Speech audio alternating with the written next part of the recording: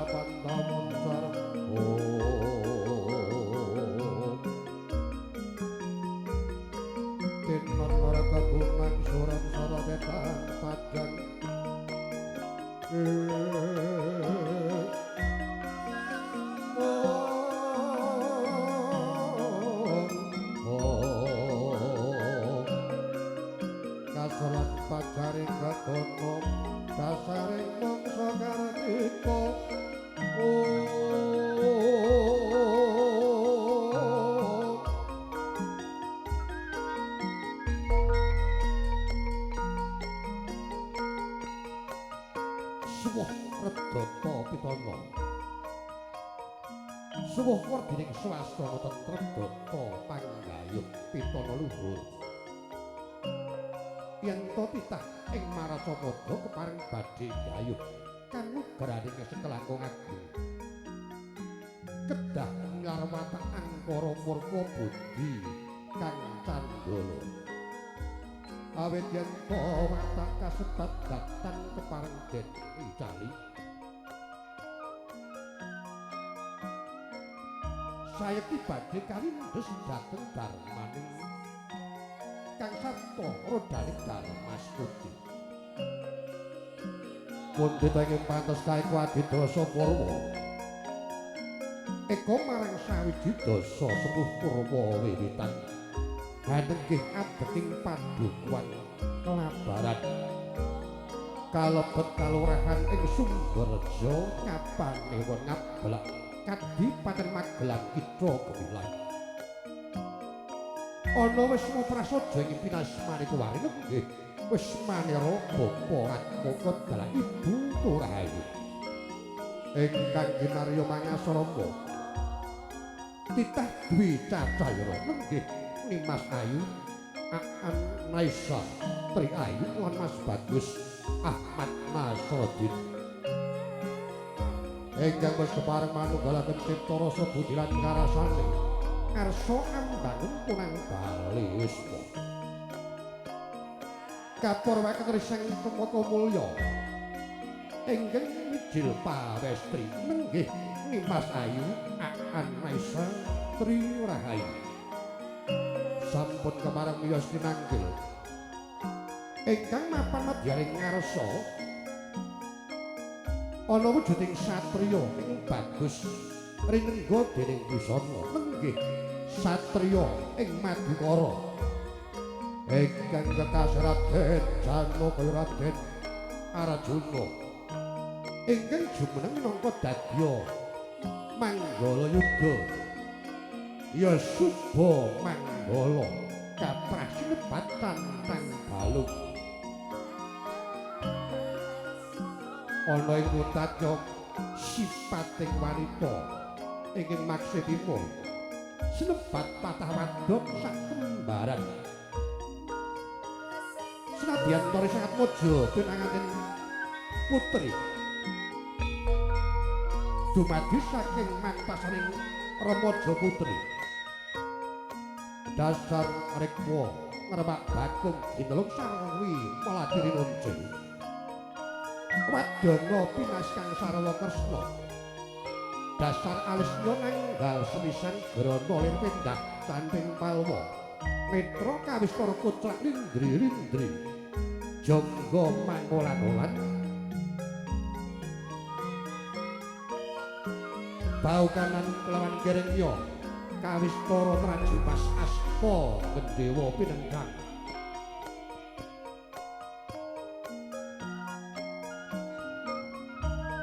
ingkang kepareng asosiling Nimas Ayu Aan Maisa Tri Ayu ginarbet wujuding pager bagus lan pager ayu ingkang cathah sekawan dasa lajur sisih kawista regung merenggeng lir pindah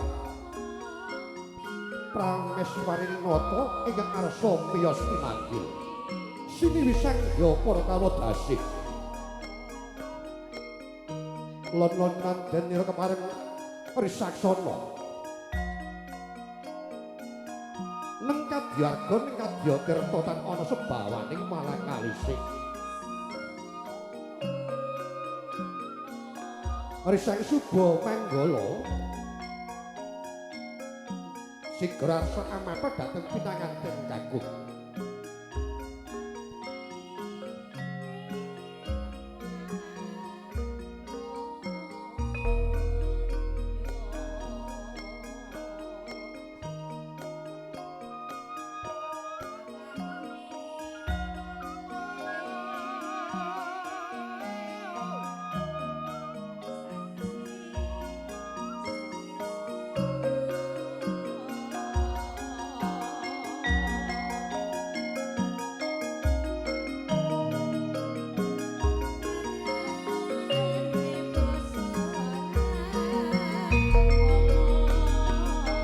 sangat pojo piraken jalu ingin mus mapan wonten sajawining kori arsa lumarep tumuju madyaning sasana panggih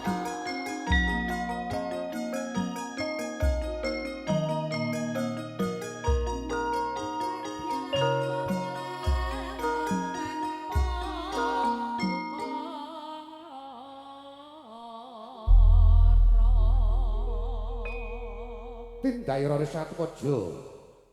pinanganten jalu yen Cinandra ganjur candrané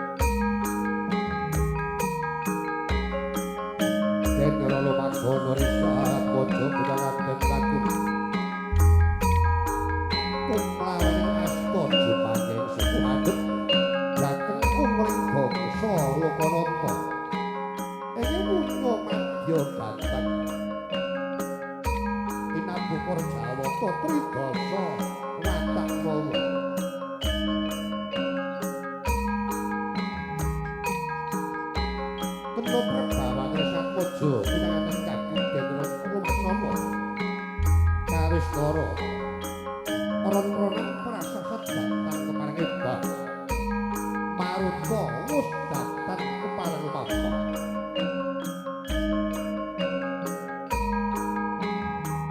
saya dangu saya caket saya dangu saya caket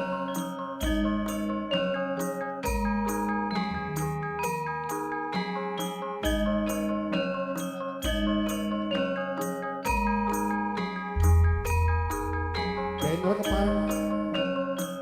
sewatu samojo pinanganten kagung kahapit ing Rama kula ingkang ibu nggih Bapa Daryono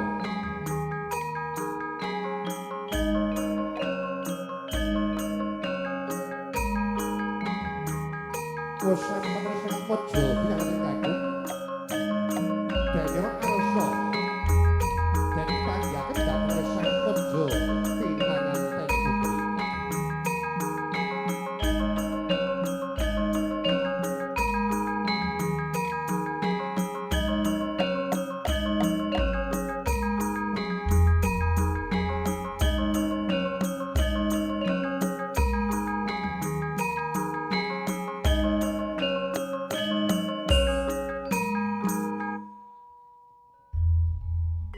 upacara tanggap sabda long panampi Risat Mojo pinanganten jalu kawiwitan panjenenganipun pepundhen kula Bapa Daryono dalah ibu kepareng arsa hamasraken Atmojo putranipun lumantar Risang Wimbasara pasrah kunjuk Risang Wimbasara pasrah sasana sabda kula caosaken sumangga.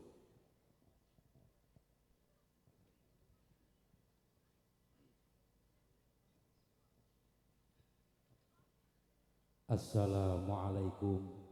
warahmatullahi wabarakatuh. Bismillahirrahmanirrahim. Alhamdulillahi rabbil alamin. Wassalatu wassalamu ala asrafil anbiya'i wal mursalin sayyidina wa habibina wa syafi'ina Muhammadin wa ala alihi wa ashabihi ajma'in amma ba'd. Hadratul kiram, para alim, para ulama, para kiai ingkang rinten lan danlu tansah sumandhing kitab suci wahyuning ilahi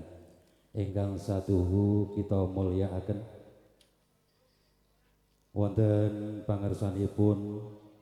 para pepundhen, para sepuh dalah kasepuhan ingkang satuhu kinabekten dumateng para pangemban pangembating praja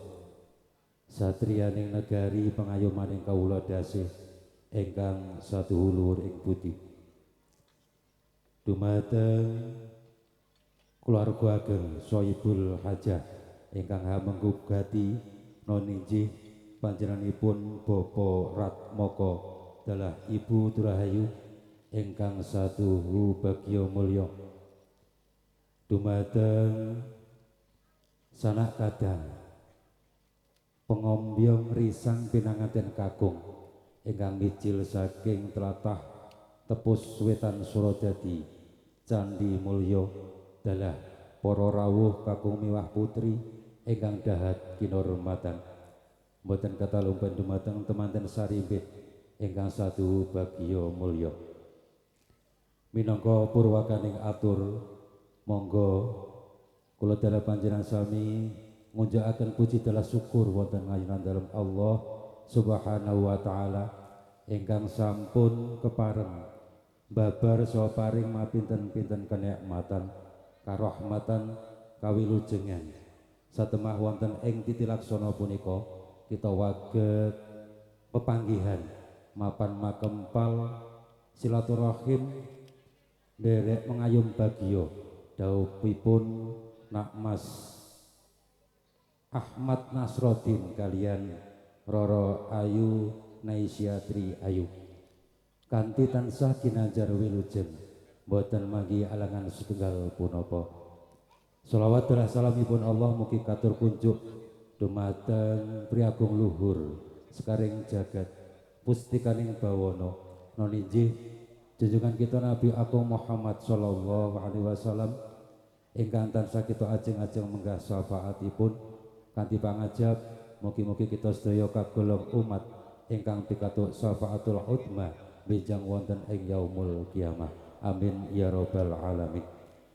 Sagung para rawuh kakung miwah putri ingkang dahat kinurmatan. Kanthi andhap asoripun manah kula kumawantun lumarap atur satemah gempil kamardikan panjenengan sami noninjih awit saking jejibahan ingkang sampun kaparengaken dhateng jasad kula minangka sulih salira talang aturipun Bapa Daryono. Pramila keparenga kula matur ingkang angka sepisan panjenenganipun Bapa Daryono dalah para pengombyong risang pinanganten kakung lumarap sowan wonten ngersanipun Bapa Ratmoko dalah keluarga dalah para rawuh sedaya kanthi niat silaturahim angraketaken pasedherekan lumantar dawuhipun Nak Mas Bagus Ahmad Nasrodin kalian Roro Ayu Aan Naisya lan ugi panjenenganipun Bapa Daryono ngaturaken sungkem pangabekti punapa dene salam taklimipun mugi katur kunjuk dumateng panjenenganipun Bapa Ratmoko sekalian garwa dalah para sepuh bini sepuh kanthi kaikroraken assalamualaikum warahmatullahi wabarakatuh. Mugi panjenengan dalah sanak keluarga tansah pinaringan kawilujengan amin ya rabbal alamin. Janggep ingkang angka kalih kula minangka sulih salira talang aturipun saking rombongan pengombyong risang pinanganten kakung mbok bilih anggenipun lumarap sowan kirang Trapsila kirang Subasita tindak tanduk punapa kemawon lumantar kula nyuwun agung isih samudra pangarsama. Wontene ingkang katiga nyendikani dawuh jejibahan ingkang sampun kaparingaken dhateng jasad kula ingkang supados hamasrahaken risang pinanganten kakung ingkang asesilih Nak Mas Bagus Ahmad Nasrodin ingkang kadhawuhaken kalian Roro Ayu Aan Naisya putra putri kinasihipun Bapa Ratmoko dalah Ibu Turahayu ingkang sampun kaakit nikahaken kala wau tabuh 8 kanthi ginanjar wilujeng boten manggihi alangan setunggal punapa sah menggahipun agami lan negari. Pramila saking arah punika kanthi legawaning penggalih lan kanthi wasilah bismillahirrahmanirrahim risang pinanganten kakung kula pasrahaken dumateng panjenenganipun Bapa Ratmoko dalah Ibu Turahayu. Mugi katampilan karengkuh kados dene putra piyambak lan mbok bilih wonten kekiranganipun saking segi punapa kemawon sami ugi saking segi pendidikan pendamelan punapa dene sesrepan babagan sesarengan bebrayan lan lintu-lintunipun kula suwun dumateng panjenenganipun Bapa Ratmoko dalah Ibu Turahayu minggahipun dumateng para sepuh pinesepuh kersa paring panggula wentah pitedah tuwin bimbinganipun ing pangajab mugi-mugi risang pinanganten sarimbit anggenipun bangun balewisma tansah sageta dados keluarga ingkang sakinah mawaddah warahmah pinarangan rizki ingkang kathah halal barokah pikantoka putra momongan ingkang soleh lan solihah ingkang salajengipun ing sakmangke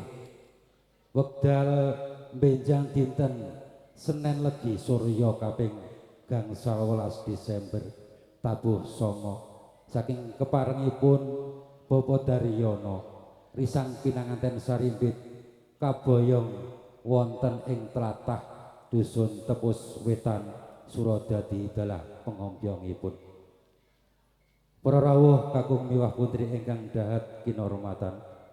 wontene pamatur ingkang pungkasan ing sakmangke mbok bilih pawiwahan punika sampun kaanggep paripurna. Kula dalah rombongan lajeng teras badhe nyuwun pamit kepareng nyuwun tambahipun doa pangestu dumateng para rawuh sedaya dalah para sepuh pinisepuh mugi lampah kula dalah pengombyong risang pinangkaten kakung tansah pinaringana wilujeng dumugi dalemipun sowan-sowan. Para rawuh kakung miwah putri ingkang dahat kinurmatan mekaten ing awagat kula aturaken minangka sulih salira talang aturipun Bapak Daryono mbok bilih anggen kula matur kirang trapsila kirang subasita punapa dene kirang rutute atur kula tansah nyuwun agunging seh samudra pangarsama ing wusana kula pungkasi hadanallah wa iyyakum ajmain. Assalamualaikum warahmatullahi wabarakatuh. Nuwun. Kiyo tinampi. Jaripun popo arat moko telah Ibu Turayu lumantari sang juru bicaranipun. Kunjuk Mas Nanang Oktavianto Wahyo Sasono. Kula aturaken sumangga nuwun.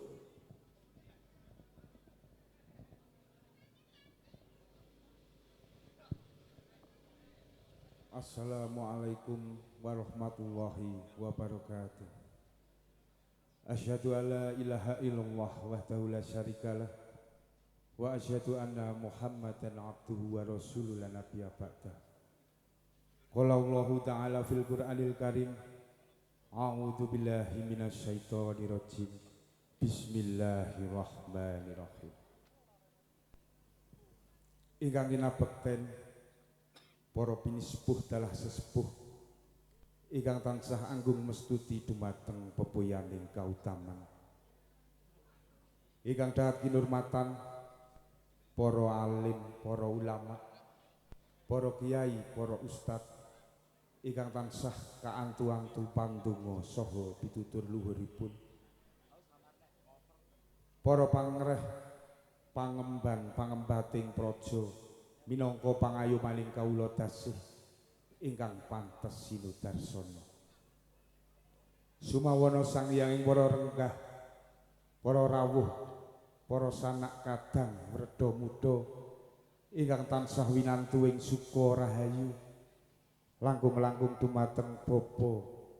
Daryono sekalian garwa dalah para pengombyong temanten kakung saking tlatah Tepus Wetan Suradadi Candi Mulya ingkang tansah sinuba sagunging pakurmatan. Kepareng langkung rumiyin kawula ngunjukaken raos syukur dumateng Allah Subhanahu wa taala karana sih welas barokahipun ingkang sampun kaparingaken dumateng kula lan panjenengan sedaya sahingga ing menika wekdal tansah kaparingan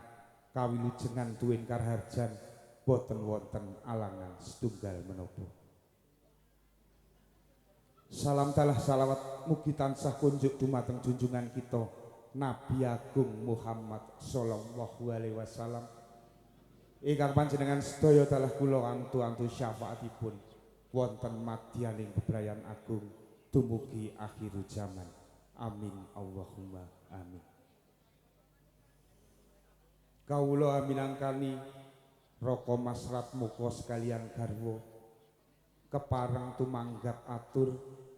menggah atur pasrah saking panjenenganipun Bapak Daryono sekalian garwa ingkang sampun kepareng hamasrahaken putra temanten kakung ingkang sepisan Kang Masrat Moko sekalian garwa ngaturaken sugeng rawuh ing sarawuh panjenengan sarombongan para pengombyong temanten kakung saking Tepus Wetan Suradadi Candi Mulya Mugi-mugi ing sarawuh panjenengan menika dados lantaraning pasederekan antawisipun warga masyarakat dusun Klabaran Sumberjo Ngablak mriki kaliyan warga masyarakat Tepus Wetan Suradadi Candi Mulya. Dene ingkang angka kalih menggah salam taklim saking panjenenganipun Bapak Daryono sekalian garwa. Katur dumateng Raka Mas Ratmoko sekalian garwa. Kawula tampi lan sak kosok wangsulipun salam taklim saking panjenenganipun Raka Mas Ratmoko sekalian garwa. Katur dumateng Bapak Daryono dalah keluarga ageng kanthi kula ikraraken alaika wa alaikumussalam warahmatullahi wabarakatuh. Ing salajengipun keplasing sedya panjenengan hamasrahaken putra temanten kakung ingkang asesilih pun bagus Ahmad Nasruddin.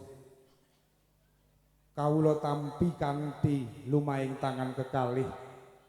kanthi suka gumbiraning manah sinartan nyuwun wewaing donga pangestu mugi-mugi para temanten menika dadosa pasangan ingkang sakinah mawaddah warahmah bagya mulya guyub rukun atut runtut ingkang tansah pikantuk berkah enggal-enggal pikantuk momongan ingkang soleh solihah migunani dhateng agami migunani dhateng negari lan sesami lan tansah manembah mring Gusti kang murba ing dumadi saha Raka Mas Ratmoko sekalian garwa boten badhe ambenten-bentenaken menika putra mantu kaliyan putra piyambak. Para pengombyong temanten ingkang satu kinurmatan mawantu-wantu keparingipun saking Raka Mas Ratmoko sekalian garwa keparenga andumugaken anggenipun samya lelenggahan ngantos dumugi titi wanci paripurnaning pawiwahan ing siang menika kanthi mardu mardikaning penggalih saha mbok bilih wonten kekirahan saha kalepatan anggenipun Kang Mas Ratmoko nampi rawuh panjenengan sami keparenga ngluberaken samudraning pangsami wontene benjang-enjang temanten sarimbit kasuwun kaboyong wonten ing Tepus Wetan Suradadi Candi Mulya Kang Mas Ratmoko sekalian garwa namung nyumanggaaken wadene panjenengan sarombongan samangkih sak paripurnaning payuhan ing siang menika kepareng badhe kundur Kang Mas Ratmoko sekalian garwa namung saged ngaturaken sugeng kundur mugi tansah widodо lampah panjenengan sakadang nirbaya nirwikara nir ing sambikala ing wasana kirang wicaksana menawi kawula matur kathah-kathah mbok bilih anggen kula matur mbok bilih anggen kula nampi boten andadosaken sarjuning penggalih jengandika sami kawula pribadi tansah nyuwun lumunturing sih samudra pangaksami akhiru kalam billahi taufik wal hidayah wassalamualaikum warahmatullahi wabarakatuh nuwun kawula nuwun.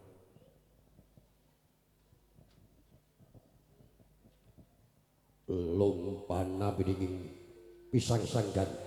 kaadanan sumangga kunjuk riseng wibasara kepareng ngaturaken pisang sanggan mangke tinampi juru panampi sumangga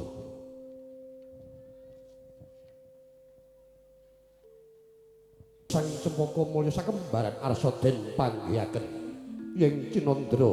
nganti kaya candhaka ing munya madyaning aware.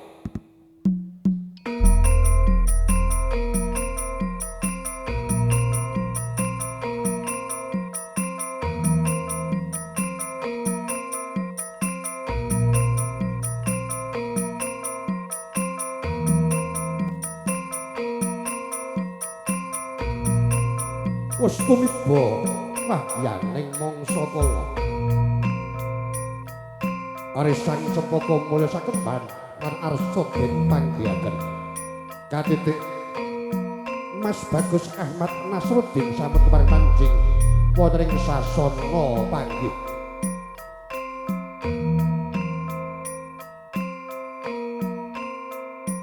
Sradyan Tori Sangat Mojo pinanganten putri menggih Nimas Ayu Aan Maisa Tri Ayu wis kepareng mandhap saking palengganira Ariwasya jumeneng apagut tinggal catur netra sigara balang wujuding gantalan ingkang dumadi saking suruh ingkang matemurase tinang sulan lawe wenang kinarya cehna Denira Risatmojo pinanganten saribit arsa manjing jagating bebrayan agung wis tinang sulan rasa tresna ing mijil saking sanubari Griya Anjengkur Risatmojo pinanganten putri Mas Bagus Ahmad Nasri Sigra anjejeg wujuding punang Antiga sareng dhateng pecahing Antiga ateges wis amacah saking panggula wentahing Rama tuwingkang ibu Nimas Ayu Anaisa Tri Ayu ngesti gayung kencana katamaken wonten her mawar kinarya ambasuh pepadandra ing neraka sumcihna bilih Risatmojo pinanganten putri sembada arsa ngabdiaken jiwa miyang raganira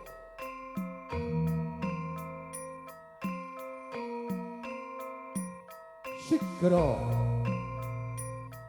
pinanganten putri Mringgu sumungkem dhateng ing Raka Garwa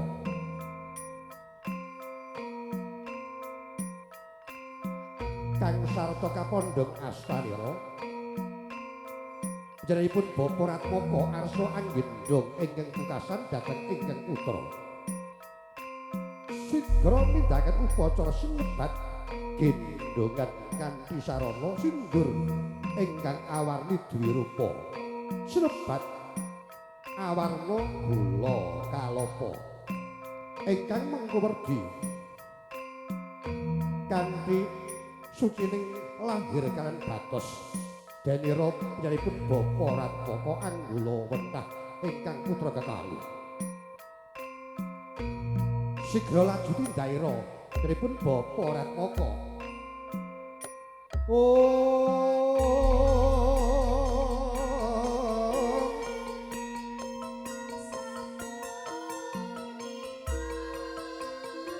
Lang-langing driya mangu-mangungkung kanduan lelena tanpa kamen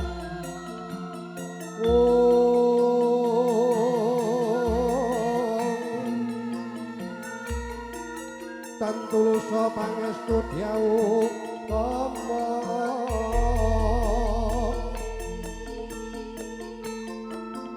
saya dados saya caket tindhaira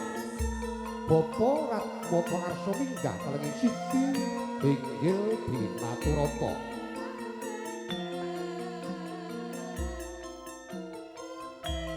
arsa ambayang dhateng ingkang putra kekalih dumunung madyaning sasana Winisuda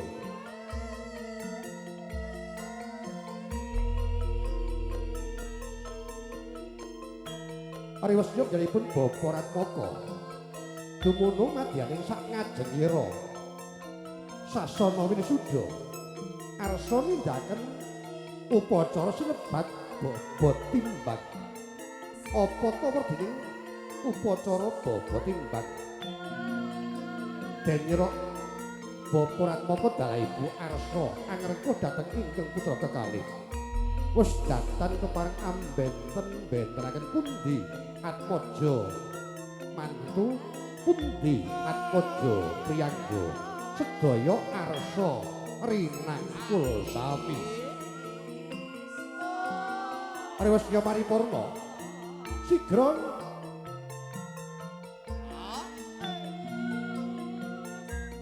ger wektu dina iki wis tak timbang abot rasane pun rama lan pun ibu ora ana sing tak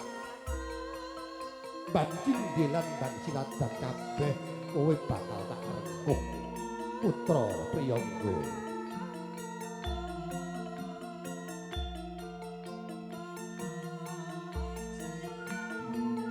paripurna upacara tanem jero ya kadanan Nyanipun Bapa Ratna Karsa kelenggaken wonten sasana Winusudha kinarya pralambita. Bilih nyanipun Bapa Ratna kedalang Ibu Turahayu arsa anglenggaken putra kekalih dumunung wonten ing sasana ingkang kebak raos kabagyan kang sarta kamulyan jati. Wanodya ngandhara roming kusuma tegak rengkang lampaira alon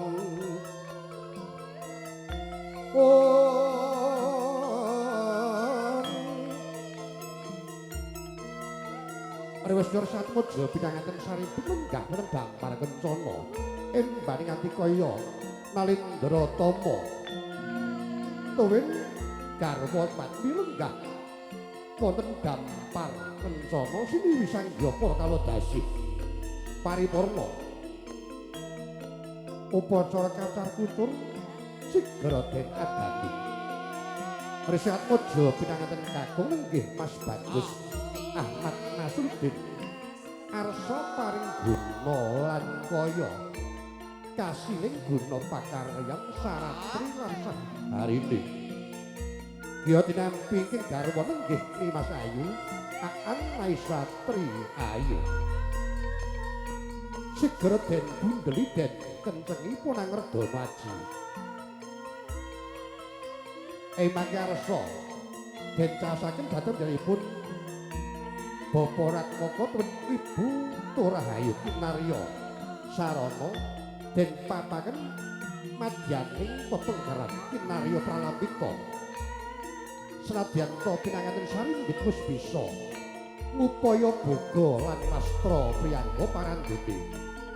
taksih arsa minta pinendah panggula pepantah lan pewarep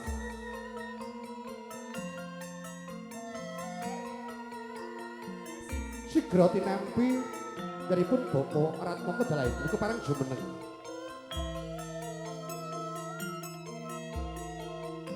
wujuding redana aji den papanaken madyaning pepengkeran sakwatawis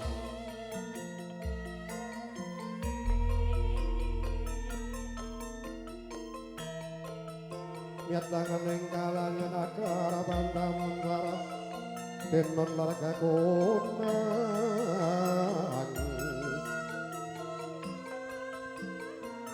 Resya paripurna kembul dahar wampah arsa kaadanan apa to werdine Resi Atmojo pinanganten sarimbit denira badhe ngraosaken gesang madyaning jagating bebrayagung raos bingah raos susah ing mriku arsa katindaken kanthi manunggaling cipta rasa budi lan karasane ingkang ambabar daya karya ingkang kakung andulan ing putri Pradyanto Nimas Ayu Aan Maisatri Ayu tas boga dhateng ingkang raka garwa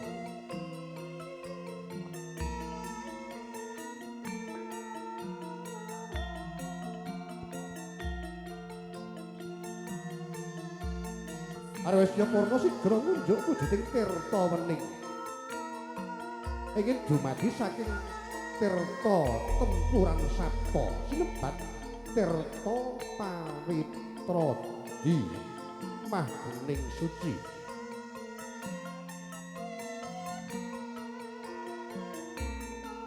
Kinarya Pratandha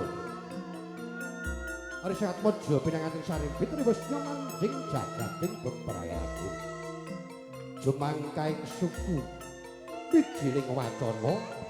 ing mriku tansah handhet dhateng tirtaning kawicaksanan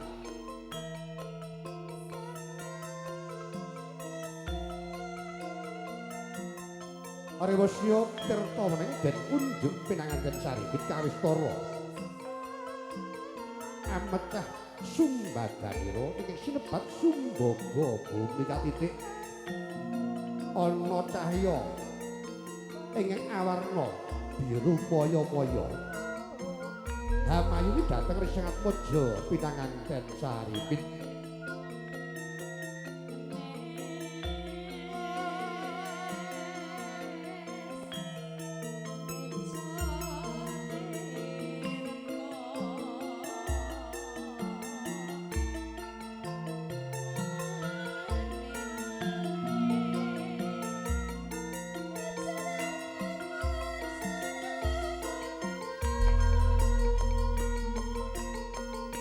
Rewesna paripurna Denira pinanganten Saripit arsa munjuk wujuding tirta niki mangkih kaadanan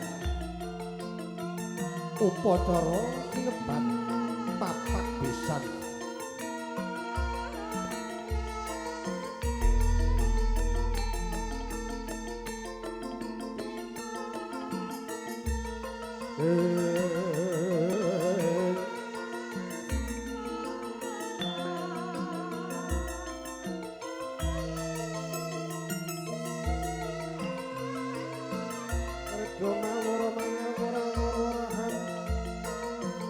Upacara papak besan kaadanan yaripun Bapa Ratmoko Dalah Ibu amapak dhateng pisan Sutresna nggih Bapa Daryono Dalah Ibu wigati lenggah wonten sasana piniji.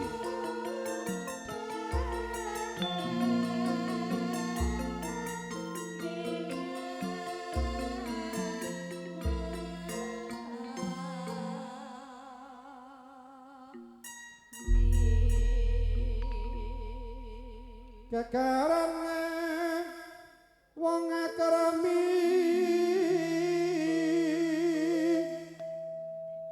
Novarini Nova Pombak ning Arias dudu bandha dudu rupa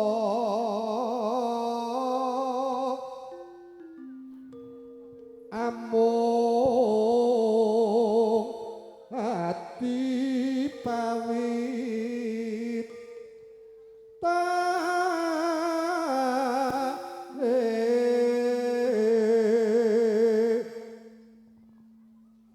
luput pisan kena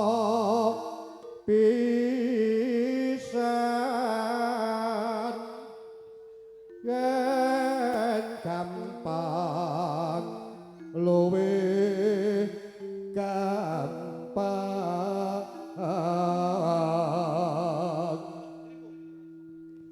yen angel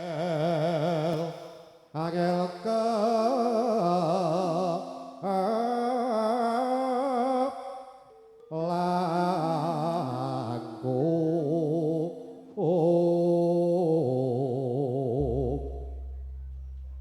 tan kena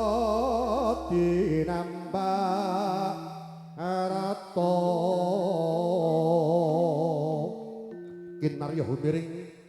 sungkem datangi Rama tuwin ingkang Ibu dadi ati.